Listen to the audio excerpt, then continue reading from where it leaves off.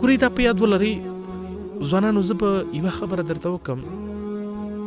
دا ژوند ټولې مرتبې دی، یعنې هره مرتبه یې له بلې مرتبې سره توپیر لري.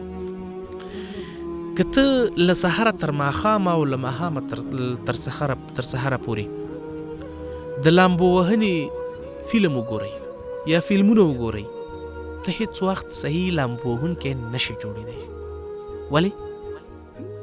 تر هغې چې ته خپله سیند ته ښکته نه شي، ته چې خپله په سیند کې په لامبو شروع نه کړي.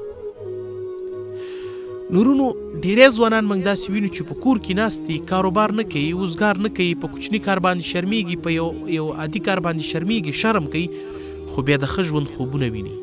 دا امکان نه لري. دا د ناکامۍ یو لوی راز دی. ته تر ټولو ناکامه سړی که ته دا فکر کوي چې په کور کې بېوزګاره ناست یې، په کوچني کار باندې شرمېږي او بیا د ښه ژوند خوبونه ویني، امکان نه لري. ګلالیه دغه پرېږده، له کوره راوځه، له بسترې راپورته شه، په کارونو باندې مه شرمېږه، عملا میدان ته راښکته شه او په میدان کې عملا کار شروع کړه. که ته هر څومره پوه وي، که ته هر څومره لوی مطالعه ولري، خو چې کاري ډګر ته ښکته نه شي، ستا د ژوند تېرېدلو هغه راز به بیخي بدل نه شي.